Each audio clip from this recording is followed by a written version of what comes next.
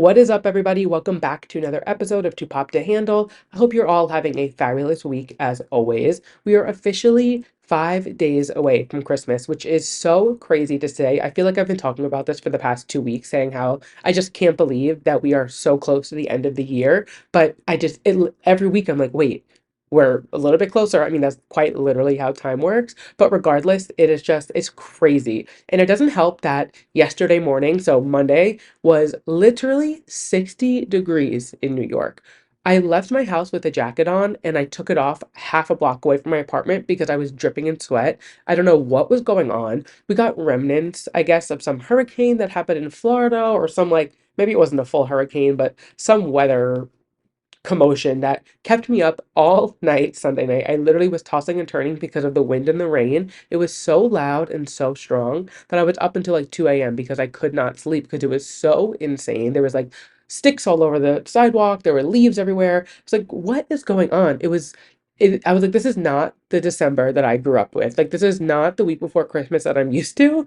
That being said, Christmas is in 5 days. And if I sound a little congested, I'm apologizing now.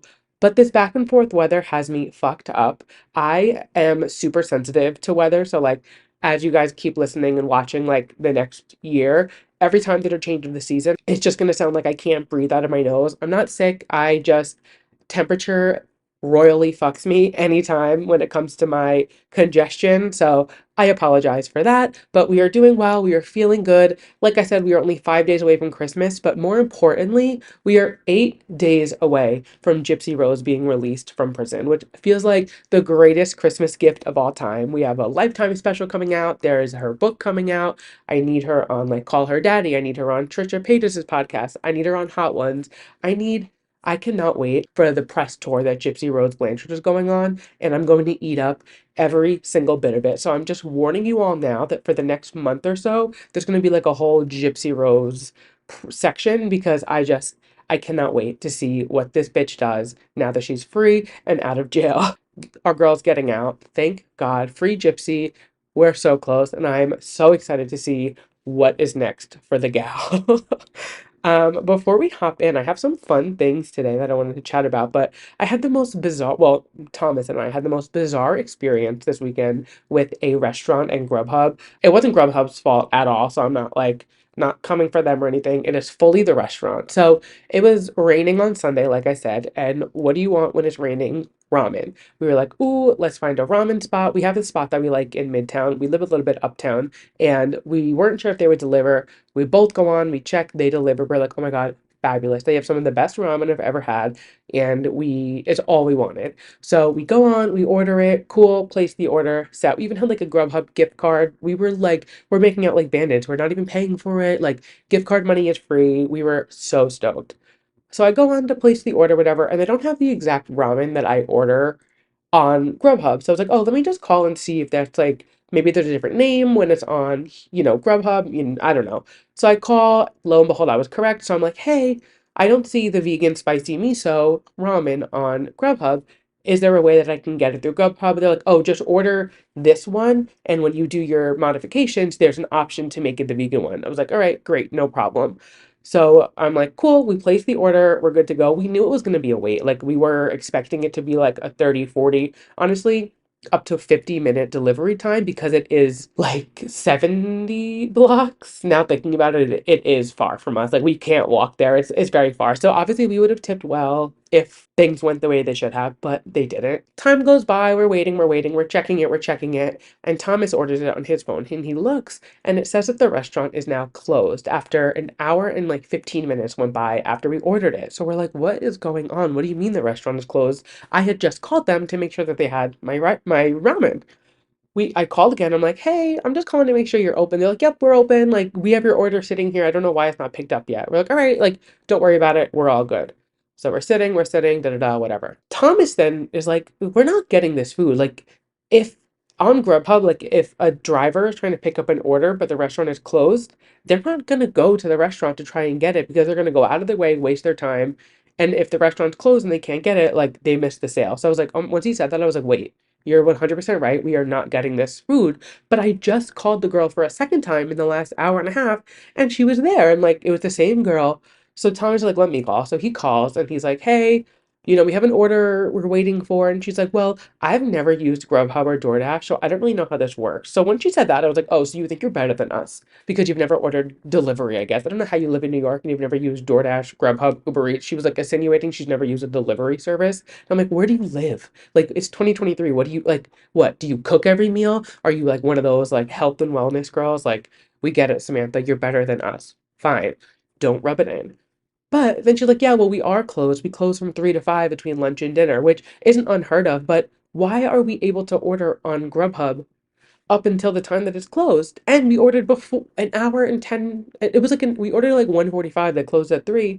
Why wasn't anything picked up? So then she's like, well, did you assign a delivery driver to your order? Like, girl, I know you don't use Grubhub and you're above that and you probably drink your green juice every morning and you do your yoga and this and that. But like, yeah, at least have some common sense. Like, I'm supposed to assign a driver. Come on. Like, it was the most bizarre. Like, it was just the weirdest. She was like, yeah, we're closed. Did you assign them a driver? Like, no, we're not. So then we ask if she can cancel it. We're like, all right, whatever. The ramen was sitting there now for at least an hour. Can you just cancel it? Like, we'll just order something else. She's like, no, I can't do that. Let me talk to a manager. Puts us on hold. She goes to talk to a manager. She's like, yeah, we can't help you. Sorry. And we're like, okay, sick. We ended up getting refunded. But I was just like, in what world does it make sense that we can order from a restaurant that's closing in an hour? Why isn't it closing earlier? There's like, there were no help. It was just the most bizarre experience. This girl clearly had no idea what she was doing. She was not good at her job. And I'm not somebody who like rags on customer service. I've worked in customer service, I've worked in retail. Like, that's not me. I'm usually very understanding and apologetic, but this girl literally had rocks in her skull. I don't know. It was bizarre and it was the most as soon as it happened, I was like, I got to talk about this on the podcast, which is like a thing that's now happening in my head. I'm like, okay, now as like I'm living my life, I'm like taking mental notes of like, okay, wait, this happened. I need to talk about this on the podcast because it feels like it's like I'm telling my friends, like a FaceTime. That's how I want this to be. So had to just, fill the girls in and let you guys know what was going on. Cause like, can you believe it? Like girl, first of all, you live in New York. I mean, I'm assuming you work in New York, you probably live in New York. Even if it's not Manhattan, you live in one of the boroughs. I can't imagine you're traveling that far to work at a ramen restaurant in Midtown. Second, for you to just like act as if it's our fault that we didn't assign a driver. I don't know. Maybe she's young. Maybe she's new to New York. I don't know. Regardless, figure it out because it's not it. That being said, it is time to dive into the show. And I'm so excited to announce that we have a new segment on the show called Drew Releases. So I've been realizing that a lot of the show is segmented into parts about like music coming out or music that had come out the week before. So I was thinking of ways, how can I make this a segment and, put it into the show so we talk about everything at once and it makes sense and it's all segmented. I don't want the podcast to ever feel like we're jumping around from topic to topic. I mean, we do, but I want it to feel a little more structured. And as we're going, I'm learning and I'm figuring out what works, what doesn't, and like how I want to approach it. So I had the idea of introducing this new segment. Like I said, it's called Drew Releases, and I am so excited. So essentially, what this segment is going to be is it'll be only releases that we know about coming up, and then the next week it'll be talking about the releases that we talked about last week. So this isn't going to be any like Taylor Swift, there were 5 holes in the fence, like speculating, or SZA dropping an album cover and not releasing the album that week. We'll get into that. This is for confirmed releases, upcoming or from that previous Friday. And we're just gonna, we'll talk about what's coming up, we'll talk about what we think after, and it's just gonna be a little fun segment.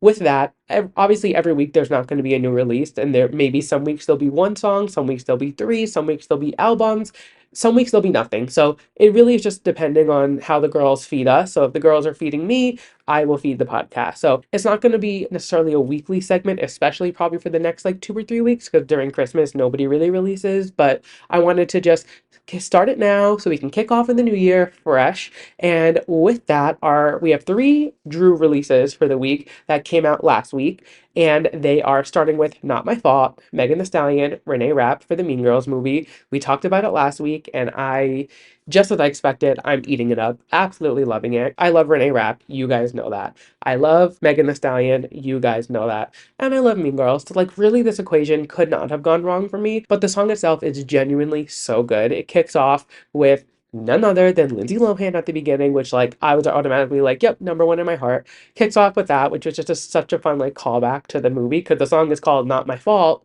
which is a play on It's Not My Fault You're, like, in love with me or whatever from Mean Girls.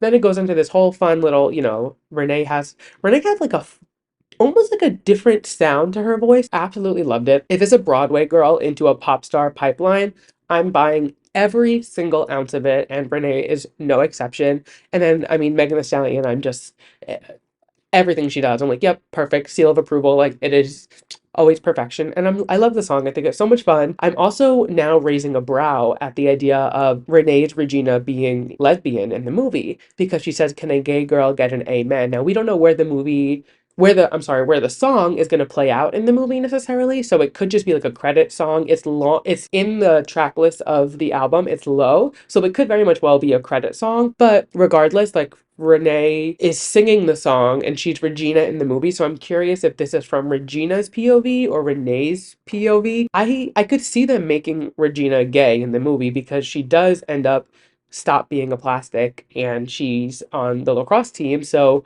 why not switch it up and be like, oh, she came out and she's now a sports girl, which again, I know that's like stereotyping. Granted, my whole softball team in high school is all lesbians now, but that beside us, I don't think it could be like a far off plot, and it's not a hard plot for them to change in the movie. And it could totally be like, oh my God, Erin Samuels was like her cover, her beard, I don't know, whatever it was. So that could be a fun little spin. So just more excitement for the Mean Girls movie. I can't wait. They had some showings over the weekend, and for like influencers and media, and everyone who I saw who was there was absolutely loving it. They said that it was great. They can't put out full reviews until the 10th, I want to say it was. So we won't know really like full details until then, but I can't wait. I'm so excited for this movie. It's going to be so good. The next Drew release that we have is not necessarily a new release, but it is new to streaming. And me being me, I had to talk about it. Last week was the 10-year anniversary of Beyonce's self-titled album, Beyonce, which is, I think I can say, it's my favorite Beyonce album.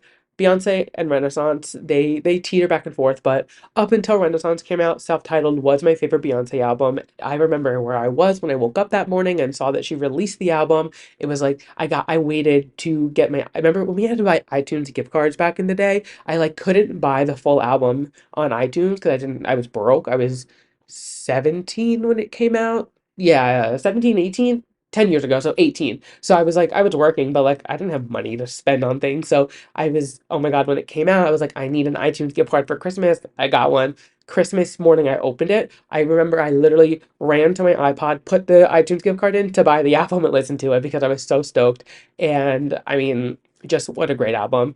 That alone, she released Grown Woman on streaming services for the first time. It was available as a music video, but there was never like the song version of it. So if I ever wanted to listen to it, I would literally have to watch the music video on my phone. You don't have to sit there and watch it, of course, but it's a whole thing. You can't, like, when I would make a playlist with it, it would always like pause and stop, and it was always so frustrating. I love the song. If you haven't heard it, it's a great song. And for it to finally be on streaming, super exciting. And for her Beyonce to just recognize an album's like anniversary is really cool. I don't even think she did much for Dangerously in Love this year release. I don't know if she did anything. Not that I can think of. She obviously did 1 year of Renaissance. I was at the show when she did that, but she didn't even do anything big for that. She made a t-shirt. She didn't like sing any extra songs. She didn't give us the big three, which is Drunk in Love, All Up in Your Mind, and Thick, which she only did at like 7 or 8 shows. We didn't get her for the year of Renaissance show, which like some beef with Miss Giselle there, but we'll keep it there. But Grown Woman is now on streaming, and it's quickly going to be in my replay because I've been listening to it on repeat, and I'm just so excited about it. The third and final release that we had last week was actually one that I didn't even know was coming out. I was scrolling through my Apple Music homepage, and it was like the new releases of the week, and I saw this on there. It was the Veronicas. So they released their first single in 2 years called Detox. And the Veronicas, I mean, back in the day, obviously untouched, like we were all obsessed with them back in like 2006. And then then they've gone through like their phases, and I've listened to their music here and there through the years. I'm definitely not like a super fan. I couldn't name their albums. I don't keep up with it, but I do like to like check in here and there and see what's going on. So when I saw that they had a release, I was really excited. Clicked on it, and it was very good. I really liked it. It had like a more, I mean, they're always kind of rocky, but it definitely had that like rock pop kind of feel to it, and it was just fun. I don't know. I looked into them a little bit more just because now that I'm doing the podcast, I feel like I should be more educated, and this looks like it's their first single with a new record label. They signed with them last year in 2022, so I believe this is their first single with them. If I'm wrong, don't come for me in the comments. I'm just a boy with a microphone, but really liking this new single, and I'm excited. I'm assuming that there's an album coming out. I saw that they're going on tour next year, so definitely excited to see what's coming up for them. I'm assuming that there's an album. So yeah, just a fun little like surprise that I wasn't expecting to see on my new release Friday last week. So that being said, those are our Drew releases for the week. Like I said, if there's no new release coming out, Drew releases won't be a segment every week. So this is only going to happen when there's something coming out that I know about. If there's something coming out that I don't mention, the week that you're listening, and it's like an artist you think I might like, a new album, a new song, something, send it my way. I'm happy to listen to it, but I'm not going to make this segment like me searching out for songs. I'm not going to like Google what's coming out this Friday and seek out an artist I maybe don't know or don't listen to. It's going to be mainly just like people that I know that's what's coming out. So if I don't mention an artist that somebody likes, like it's not that I don't necessarily like the artist, I just don't know that they're releasing. So send it my way. I'm like excited to listen to new artists, and I hope this is a way that I can connect with the audience and kind of chat with you guys about your favorite artists, my favorite artists, give you some new songs, give me some new songs, and just kind of create, Andrew's Too Pop to Handle Infinite playlist. We can just kind of share music and, do our thing. So that is Drew releases. I hope you guys enjoy that. And I hope that I'm excited to see the way that it kind of separates the topics from the music coming out and things like that, and how I can kind of spearhead the episodes. Moving on to just more kind of like pop culture news and topics. SZA. SZA. You had me all excited last week. I had the longest week last week. I don't know why. I talked about it, I think, and I made a TikTok. I was like, this is the longest week of my life. And all I wanted was a new SZA album to come out on Friday. I woke up on Friday, typed into my little phone, and I was like, SZA, Lana, nothing. Nothing. Girl, like, how do you put out an album cover, 6 album covers at that, and not drop it that Friday? You know why? Because she's SZA, and people are gonna eat it up regardless. She released the Control Deluxe album 5 years after it came out, and it skyrocketed. Like, SZA can release on a Wednesday at 3 p.m. and no promotion, no nothing, and it'll be fine. So that's why she can continue to just like hold this in front of us and dangle it like we're little starving animals and are like dying for something. But I was so upset. I was so excited to wake up on Friday, and even if it was like one song, 2 songs, an album, whatever it was, I was like, nothing. So maybe this Friday we'll get it. I don't know. There's no release date. She did put up a billboard in LA though of the album, and it just said coming soon. So who knows when soon means. Anyone, I feel like in any fandom knows that the word soon is like to be taken with a half of a grain of salt, because it is like you just never know. These artists, I mean, and again, it is a lot of label things. Like sometimes they can't put out a song. Like perfect example, Troye Sivan teases Rush on TikTok all summer. Could have been released for Pride Month in June, which would have been like so perfect, but he couldn't release it until like August because of like record label things like that. Which I mean, I get it, but it's like it drives me nuts. Drives me nuts. It's like when an influencer or a YouTuber is like, I'm working on a secret project. I can't tell you about it yet, but I promise you're gonna love it. It's like, then don't tell us you're working on it. Like, why are you like edging us with music and things like that if we're not gonna have it soon? It just hurts. It hurts. Continuing on, though, we have 2 more people who are doing this to us again, edging us with music, and who knows when it's coming out. Ariana Grande, I'm looking at you, Miss Ponytail. Bitch has been posting in the studio nonstop. This week, she posted videos, and you can hear her talking in the studio. She's with Max Martin, so it's like, all right, instant hit. It's gonna be fucking fantastic. But she's in the studio, puts the headphones on, does her thing, and mutes the video. Which I get it. Like she can't post a snippet and just do it. But again, I'm like, oh my God, she's getting us excited. I can't wait. Like, but I'm just like, when is it gonna come? When is it happening? I'm still sticking by a January release just for my idea, what I'm thinking, because if we get more Wicked stuff in February, and then, it all kind of like It's like a big melting pot of Ariana next year, I'm feeling. I feel like she's gonna be everywhere again, and I'm very excited for it. But again, she's like blue balling us with these studio videos. And I swear to God, if I get on this podcast next week and there's another video of her in the studio that was released with a muted audio track, I might rip my hair out. Moving forward, though, another artist who is dangling the carrot in front of us and is trying to like tell us music is coming but doesn't know when. My favorite, my number one artist next to Beyonce, Lorde. Lorde this week archives all of her posts except for one on Instagram, changes her profile picture to a photo of her getting her aura read, which will come into play in a second, and then posts a selfie of herself listening with headphones on and then like laying on the floor with headphones on saying she's listening to herself.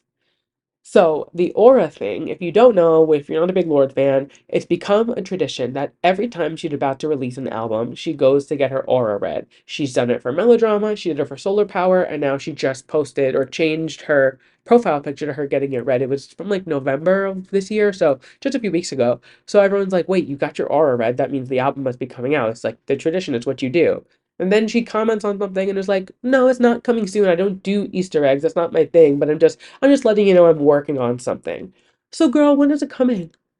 She's one who I'm like, I don't, the word soon for her, I never forget. She posted something, I think it was like New Year's of 27. No, it was like the year before Melodrama came out. And she said, I whispered, as the ball dropped, I whispered the name of the album to my mom. It was like a year before the album came out or something. So she is one who will literally tease it for a while. So I'm not putting my clown makeup on. I'm not saying we're getting a release anytime soon, but there is something in the oven with Lorde, and I'm very excited. She put a bunch of emojis on her comment where she said she wasn't teasing anything, and there was like the skeleton X-ray. I think it was like the DNA. It was like a blue, the diamond and a microphone. I think those were those, which is kind of like a fun, almost like mellow drama vibe. Like the blue is very much like a blue, Melodrama was a whole blue album kind of feel. So I'm curious what the sound's gonna be like, especially after she's kind of switched it up from Melodrama to Solar Power. So very curious to see like what's in store for Lorde with this next album. She sells it, I buy it. I'm obsessed with her. So regardless, I will be streaming, I will be buying, I will be buying the vinyl, I'll be promoting it here, I'll be posting about it here, doing it there. So I'm very excited. But these girls are just like teasing us. But I will say, if SZA, Ariana, and Lorde all release within the next like month or however many months, my little gay heart will not be able to handle it. I'm just saying it. It's gonna be a lot, but I'm ready. I'm gearing up and I'm ready for it because I feel like it's gonna be a big year. It's gonna be a big year for releases, and I'm just excited. I can't wait. Something else I'm really excited about. Kesha is officially free from Dr. Luke. I feel like most people know this. If you don't, Kesha was in a really like sad situation with her music. So Dr. Luke I hate to even say his name. Like I say it and I'm like, ugh. Um, he's a music producer and he produced the first of Kesha's two albums, maybe three albums. And then it came out that there was like sexual assault, sexual, allegations of Dr. Luke to Kesha. So obviously she was trying to get out of it, but as we all know, record labels are impossible to break a contract. So it's so hard once you sign. It's crazy because it's really just a piece of paper with a signature, but it is like impossible to break. So she was in a 6 album contract, so she had to complete 6 albums. She released that 6th album last year, this year, Gag Order, whenever that came out. I want to say it was this earlier this year. Yeah, she released it. Side note, I love the album. But so she released her 6th album and then she went to trial in like July or August. It was end of the summer when she went to finally break it and just be done. And as of yesterday, she posted a picture and she was like out on like a lake and mountains or whatever. And she said, coming home. I'm finally coming home, something along those lines. And she is officially free from Dr. Luke. Thank God. It's just like so sad to see an artist who Kesha is, I mean, I say it all the time. Kesha raised me. Like listening to Kesha freshman year of high school, listening to TikTok and the whole Cannibal Animal album, like both of those coming out was such like a pivotal moment in my life. There's like so many songs that like probably shouldn't have been listening to at 13, 14, 15, but they I was getting my life. I was obsessed. And it's just sad to know that like, what was going on. She was like, I'm pretty sure the case was sexual assault, physical assault, verbal assault, or abuse rather. And for her to be dealing with that when she's releasing these songs talking about like waking up in the morning feeling like P. Diddy with a bottle of Jack and, laughing at old men hitting on her in the club and all this is going on. It's like, you never know what's happening. And it's sad, but she is officially free and I couldn't be more excited. The next thing on my list, the next two things actually, they don't necessarily correlate, but they don't not correlate and they don't make sense as I talk about it. So I watched Z-Way interviewing George Santos, and as much as I don't want to feed into the George Santos train, I think the cameos are a bit much. I think like, all the press he's getting now, whatever, it's a bit much. I have to give Z-Way her flowers where flowers are due. I mean, the girl is just hilarious. Everything she does is so funny. She has such a way with words where she will trick her guests almost into saying what she wants them to say and find her way to like dance around the question. And even when they're like trying not to answer it, she'll just kind of go back at them. I and he was like, oh, icon, say it again. You icon, you con. Like, and she pulled, it was so well done. It was really, really funny. And I think that this is a perfect way to nail in the coffin and like officially put the diva down. I think we need to wrap up the George Santos conversation. This is the last time. I'm hoping, my fingers are crossed if you're watching the video. My fingers are literally crossed. This is the last time we have to talk about him. I hope this is like the final goodbye. I know it's not going to be, unfortunately, but I am definitely not on board with the like, let's make a platform for George Santos after everything he did. When he was in role, we all hated him and nobody wanted anything to do with him. And he was anti-drag queen, anti-trans. He was lying about his money. He was lying about how he spent things. He was just like not a good person. So now for him to be voted out and like terminated from the role and people are like, yes, queen, like joking about it. Let's we had our fun for 2 weeks. Everyone had their fun. Let's cut it there. Let's stop while we're ahead and let Z-Way be the final boss. I think she did her thing. It was hilarious. I can't lie and be like I didn't enjoy it because I did. It was hilarious. But I think it's a great way. Let's put the bow on top of the present, send it off, no return label. Just goodbye, we're done. No returns, no 30 days, no 60 days. The George Santos package has left the building. And the next thing that doesn't necessarily correlate, but does correlate, is Mr. Senate Top and Senate Bottom getting down. It like what?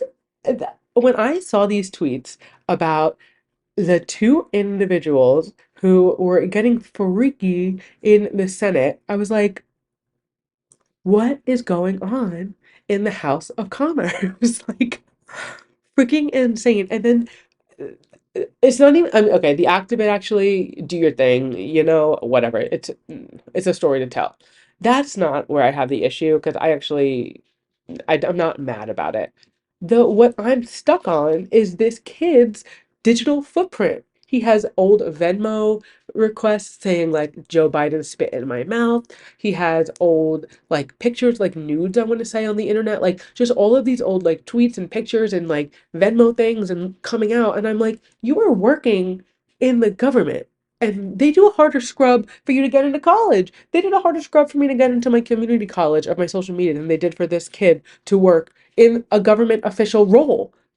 Like, and not that I'm very anti, like, oh, don't post that because you're not going to get this or that. Like, usually, like, I mean, obviously, digital footprint is major. It does play a part. There is a role. It can come back up. But I'm like, I think there's like it was put on us so much and they're like this is going to stay on the internet forever, and now I'm like, well, where are all my old MySpace photos that are gone? I wish I had them still and I can't find them because they disappeared. So we're learning that maybe the internet isn't necessarily forever.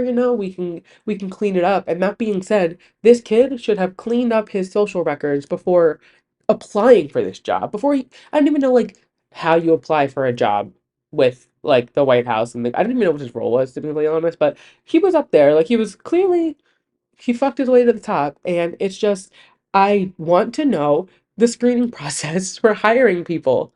And I need to know. I don't want to, I want to sit down with the HR manager who like signed the agreement to hire this kid and didn't go through maybe his Venmo, I could see it being a little far, but like there was plenty of other things that they could have pulled and been like, oh, maybe this isn't gonna work out well. But hey, he did his thing. He has a funny story to tell, and he got dick down. So like, I guess the real winner is Aiden.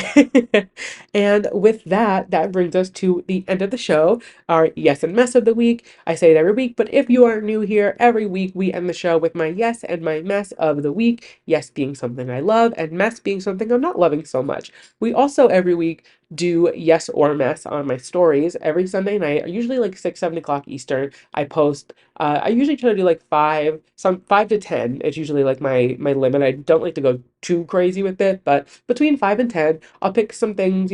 Whether it's like a funny tweet or a song that came out, just kind of things that have happened since I uploaded the episode and Sunday, and just kind of get a gauge of what I should talk about on the episode. And I ask you guys if you thought it was a yes or a mess. So you have the option to kind of play that with me every week. And I always think it's fun to go through and see what everybody's voting for. And I feel like right now our audience is kind of on the same, we can all agree. It's rare that the polls are like complete polar opposites. It's either like a complete 50-50 split or like a whole 100. I feel like, obviously as we grow, we're going to get more people who are voting this and that. So that's a fun little game that I do. So if you're not following us on Instagram, make sure you are, because like, what are you doing?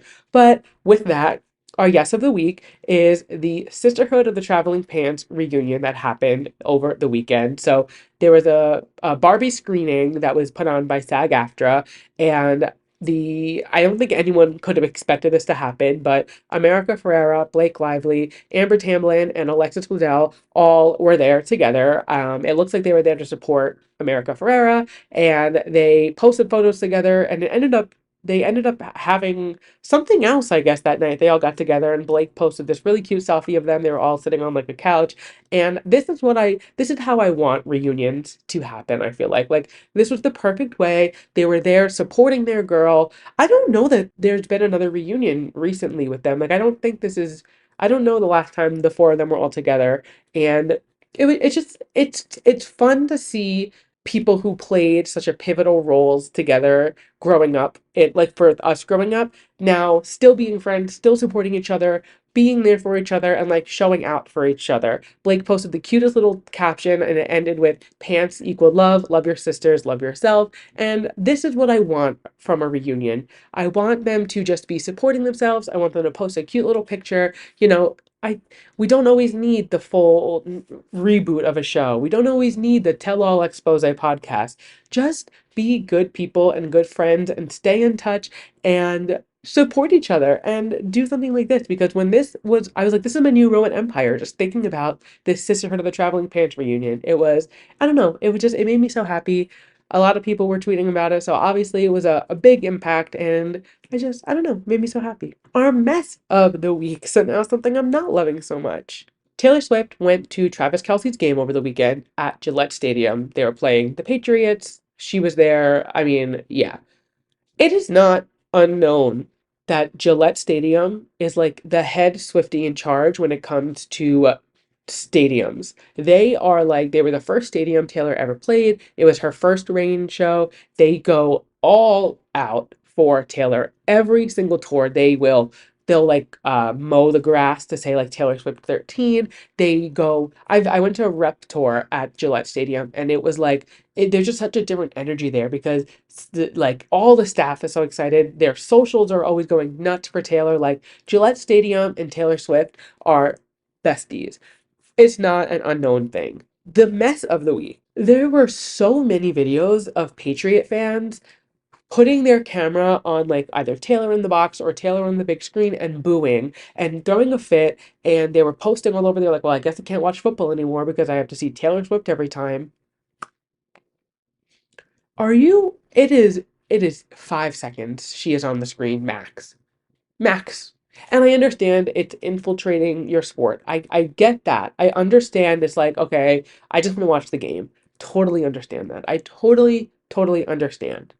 But what is different about when you're watching a game and there's a celebrity in the crowd and they show them then?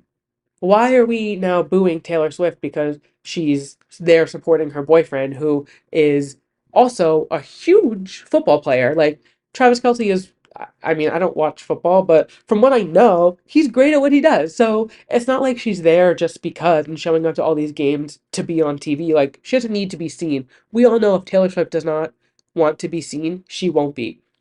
She is there supporting her man, doing her thing. There are plenty of other football wives. They actually, before the game, the wives of the home team go down to the field and like are with the players beforehand. It's like a thing that they do. I only know that because of the toast. They talked about it. But the wives go down and they like, they do the huddle with the husband. It's like a thing. So it's not uncommon for a partner to be at a game supporting their man. So why are we booing Taylor Swift? Like, it's very much giving pick me energy. It's very much giving like, oh, I just want to post this to piss people off online and like make a funny joke and maybe have a hit tweet. Well, you look stupid. You look like an idiot, and I don't understand what you're getting at with it. So let's keep that stupid, negative, like fragile masculinity. Let's keep that in our back pocket and like cut this shit. Because as much as you want to watch your football players do their thing on the field, I want to watch Taylor Swift drink a beer and eat chicken fingers or whatever she's doing. I want to see it. So there's a little bit for you, a little bit for us, and I think there's a happy medium that can be had and just shut up. Like it's literally not hard to be quiet and just like not boo. Control yourself. You're an animal. All of you. All these men who are acting like it's the end of the world because Taylor Swift is at a football game. You need help. You need therapy. You need to figure yourself out because it's 5 seconds of the screen time. You just because maybe if your players were better and they were fumbling the ball and screwing up, we wouldn't have to show Taylor Swift every few minutes to give us something entertaining and exciting to look at. You ever think about that? Do you ever think about the fact that like if the football game was actually good, they wouldn't have to show the wives and or Taylor Swift in the crowd to like give it excitement and get people to watch? Sit on that. Yeah. You know what? Think about that. And with that, that's the end of the show. Thank you guys so much for listening to this week's episode of Too Pop to Handle. If you're watching this on YouTube, make sure you hit that subscribe button, give us a thumbs up. If you're listening to us at a podcast, make sure you leave us a 5-star review wherever you are listening. We're available on Spotify, Apple, Amazon, Google, you name it, we're available there. So make sure you give us a nice 5-star review. It really does help out a lot. Follow us, subscribe to us, whatever it may be, to make sure you're notified the next time you upload an episode. And if you're not following us on socials, what are you doing? Follow us on Twitter, TikTok, Instagram. Like I said, YouTube. We are at Too Pop to Handle anywhere on social. And I say it every week. Send this episode to a friend. Send it to one person. If every listener sends it to one person, I'll double in listeners. I mean, it's that simple. Thank you again so much for listening. I hope you guys have a fabulous Christmas. Oh my gosh, the next time we talk to you, it'll be after Christmas. So yeah, have a very Merry Christmas, everybody. I hope you guys have a wonderful holiday, and we'll talk to you next week. Bye.